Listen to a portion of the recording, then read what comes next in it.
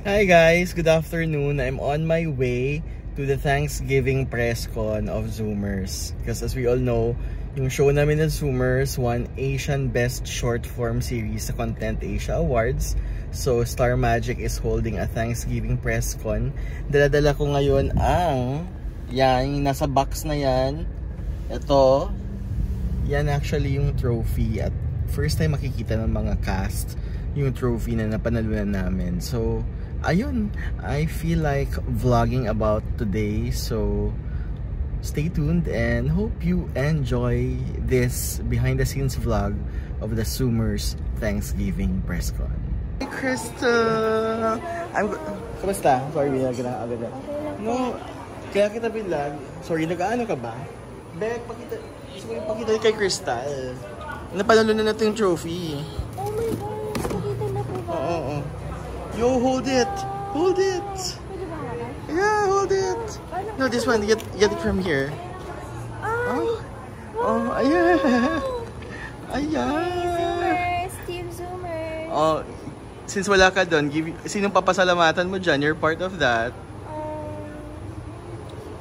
Ano po, I just want to say thank you to Direct Ted, to Direct Chad, to Direct Lauren, to the whole Zoomers cast, and sa mga managers, sa team. Thank you po lahat. Kasi we was able to do this with everyone's hard work. I'm so happy talaga. I never expected we would. Oh my gosh. It's so cool talaga holding it in the hand. Yeah, it's your first show and may award agad yung first show mo. Anong takeaway mo nun? Anong makukuha mong inspiration or realization from that? Ano po, for me talaga, I really wasn't expecting we would, I really wasn't expecting na, we would win. Pero grabe, and all over Asia we won. So it's like very shocking talaga na my first show and I have an award already. I'm so grateful talaga po. Kasi you're inspired. Yes po. Oo, diba? You're inspired. Just do your best. You will never know. So will be more shows and more workshops, more to come.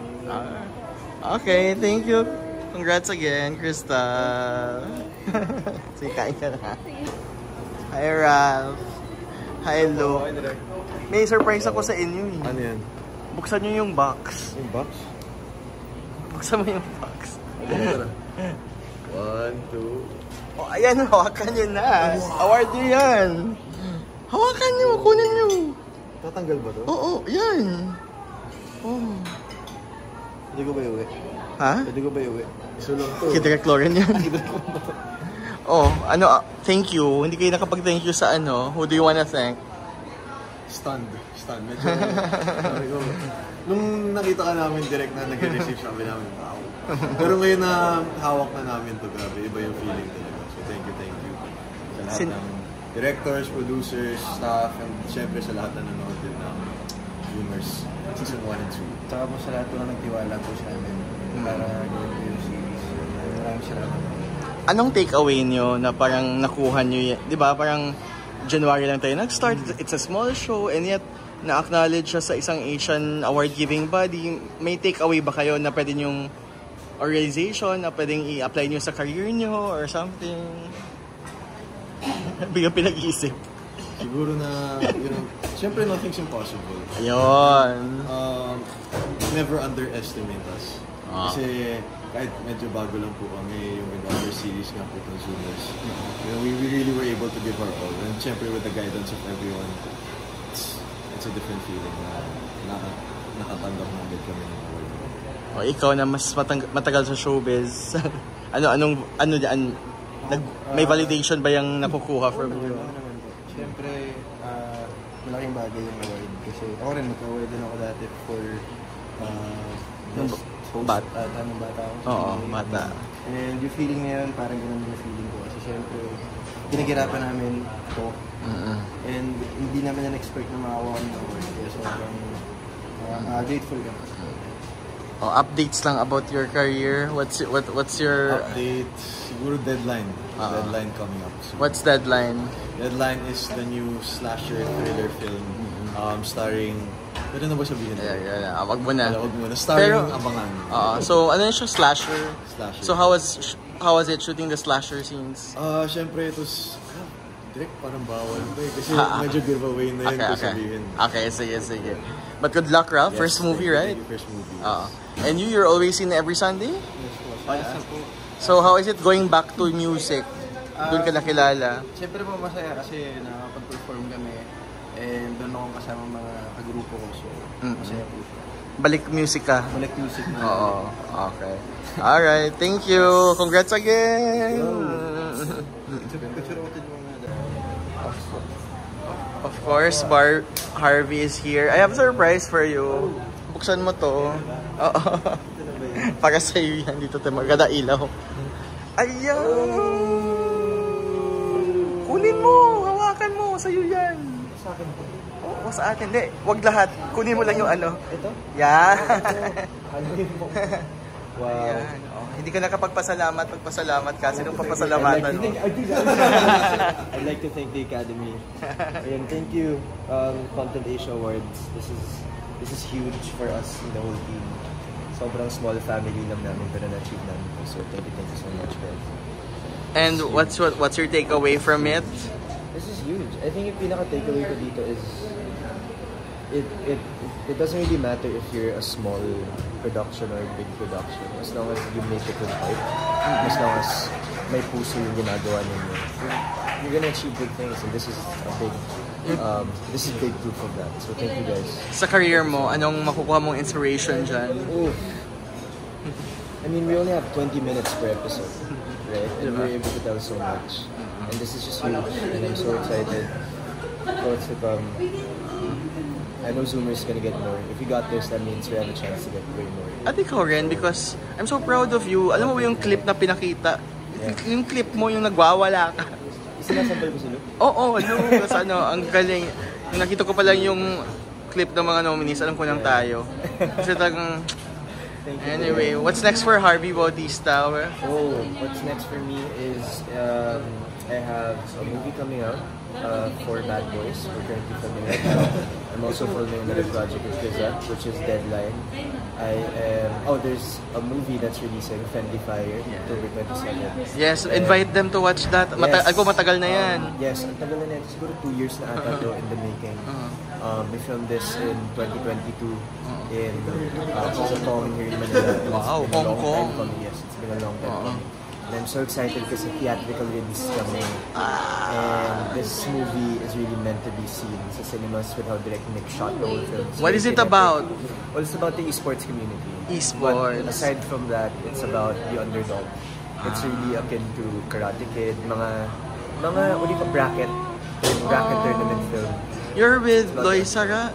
I'm with Loisa, I'm with Eves Flores, Bob G. Bailey, Colleen Garcia. Yung character mo ano? Yeah. Ako si Ryan. I'm the Ryan, aka Smile. Smile yung pangalan ng username ko. And I'm the tank. And yeah, I'm excited. Daming projects. Daming projects. Janela nitong best actor natin. Hopefully next na hahawakan mo dyan.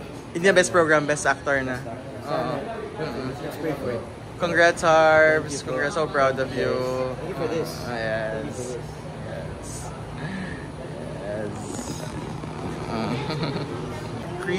Kriza, may surprise ako. Buksan mo yan. Para sa'yo yan. Hawakan mo na. Ikaw yan. Thank you po for Best Asian Short Form Drama Series, 20 minutes per episode. Zoomers Content Asia 2020. Wala ka doon. Kung nandun ka, sinong papasalamatan mo? Kasi dapat guys, nandun talaga kami pero may schedule kami. So si Direct na lang yung nagpunta. Thank you so much po again, number 1, ABS-CBN, Direct Lauren for the trust, and of course, Direct Chantilanes. And syempre, the one and the only Direct Tere. Thank you. Oh my God, Direct. Anong realization mo dyan? Yung takeaway mo? Na... ako dito talaga nagsasabi ko, lagi mong gagalingan sa lahat ng ginagawa mo. Kasi you'll never know. Kahit maliit, diba? Nakakapuwing. 20 minutes per episode tayo, pero grabe. Napansin. Mayroon tayong gantong award. And how's the birthday, girl? You just had your birthday. How was your celebration? Actually, wala ko masyadong celebration. Direct, ano lang ako. More on work. Pero nag-dinner ako and Nag-dinner ako and then nag-party lang kami nila Ralph. Ayan. Ah, kasama ka. May Okay. naririnig agad ako dito sa TV. Pa-explainin niyo muna ako. And then, Sabi na natin kasi saan ka next makikita? Deadline! Yes. Guys, pinagalingan ko sa deadline sobra ha. Para mas maraming awards tayo. Excited ko sa deadline, kinakabahan ako dito. Ganda. Ganda ng rushes. Nakita mo na. So, waiting kami sa start ng press con with VJ Ai. Hi! You be fine! Yeah. Sana wag paasa ulit. Harvey, ayan. Sorry, may katabi pala akong taga-Ateneo. Uy, grabe. Si Ralph, the varsity ng Ateneo, guys. Judo. Yung may tissue. Sino ba? Chanel. Ano pala siya?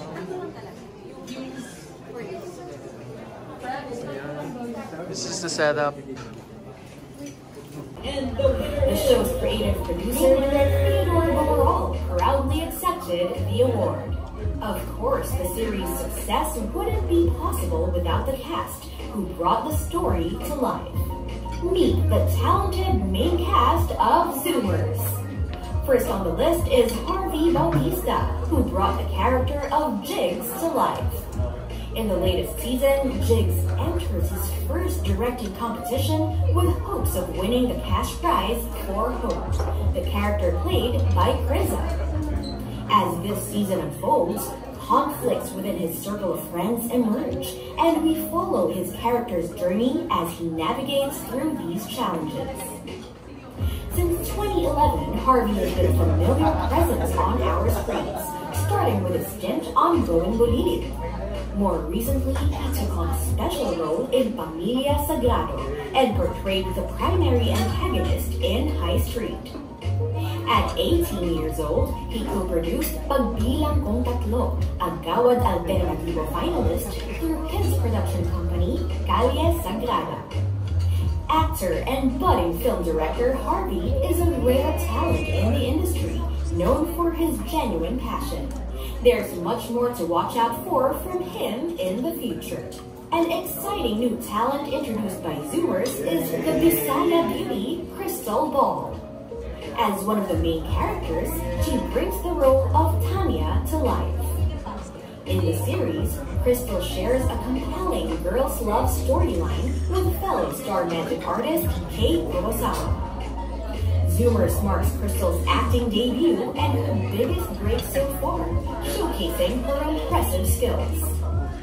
Watching her on screen, it is clear that she has a bright future in acting. Athlete, model, host, and actor, Ralph Leon is swiftly gaining attention. With his recent television debut as Adam in Zoomers, one of the series' lead characters, Ralph has already been catching fans' attention. He has already secured a role in High Street, where his character was involved in a love triangle with a character played by Zyrene Manaba. Ralph exudes charm and a quintessential green guy appeal. Keep an eye out for him, because he's one to watch. Luke Alford first captured our attention on The Voice Kids. And we also saw him in PBB Community Season 10. We've seen him grow from being a housemate to being a household name as Kokoy in Zoomers. His character is known for being happy-go-lucky yet dependable. In the newest season, he steps up his game to win over Mika, played by Erica Davis, as her childhood friend, portrayed by Arjel Saicon, returns. There's so much more to watch out for from Luke. With the way he's delivered on screen, it's clear he has plenty more to offer in the future. Let's not forget another key cast member of Zoomers, Kriza, an actress, influencer, and model, who first gained recognition as a housemate of PBB Ocho in 2018. Kriza landed the lead role paired with Harvey Bautista, who plays her love interest in the show. In the second season, her character character Hope continues to navigate the challenges of pursuing her college dreams. Aside from her acting career, Krinza has quickly become a social media favorite, sharing beauty and lifestyle tips with her followers. Effortlessly cool, she has garnered a strong and supportive fan base who eagerly follows her journey. Undoubtedly, the talented team behind the camera is essential, weaving together all the elements to bring the vision to life and ensure the series' success.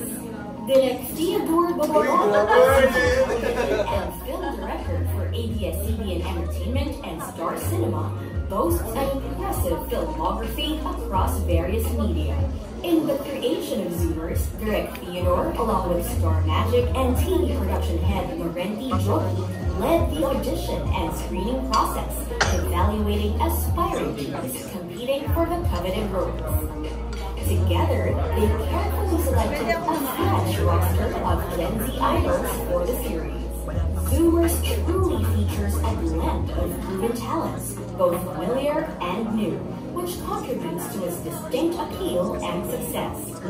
With its team of dedicated individuals, the series rightfully deserves every recognition it receives.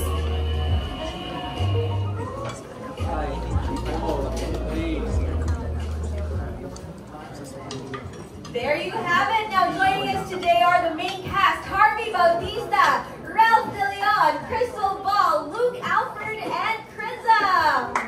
With, of course, Direk Theodore Boborol. Yay! Once again, I'm Aida La Cruz. See you later. Guys, photo off lang.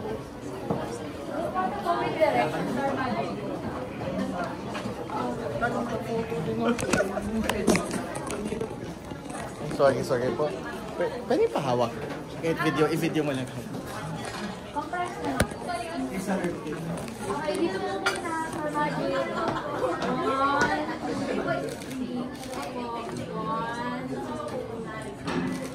Sa akin po, Zoomers. 1, 2, 3. Oo, solo. 2, 3. Solo na? Okay. Thank you. Ito na yung video. Sabi niyo na yun.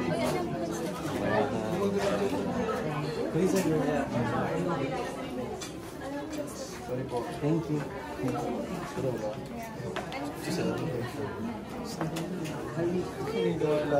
Patagalin na sinasabi. Guys, kain tatlo. Thank you. Thank you. Look, okay. Krisa. Thank you. Thank you. Thank you. Yung mga next interview, dito po tayo. Mag-selfie tayo, selfie. Of course, kasama sa Bucket Press ko din pala ngayon, ang isa sa Zoomers cast, si Kay. Hello po! Tell them about your movie. Your Bucket Press. Oh yes, showing po October 16, Crosspoint Nationwide. Please catch it. Talaga masaya. Starring Carlo Aquino and Takehiro Hirasan. Of course, me, Kuya Zepi Borromeo, and many more Filipino and Japanese actors. Oh, may surprise ako sa'yo. Ayun, direct Buksan mo to. Oh my gosh, what's this? Saan mo to part ka dito eh? Oh my god! Okay! Kunin mo. Oh my god, may physical ano pa. Yeah. Thank you, Direk. Baka masira ko. Okay lang. Oh, it's your time to thank everyone. Thank you so much. Thank you, Direk, for this wonderful. Pero, in all seriousness, thank you so much po, Kapamilya, sa mga nag-support po ng Zoomers, and thank you, Direk, for this very lovely. Direk Cha, Direk Kevin, Direk Lauren, everyone in Star Magic and ABS-CBN. Thank you so much po. Thank you, Direk. We did it. Yun yung BTS ng press ko. Thank you again to all Zoomkada. Thank you po. Yan sa mga Crystal and Takuri fans. Yan. Big shout out to you also. Sorry.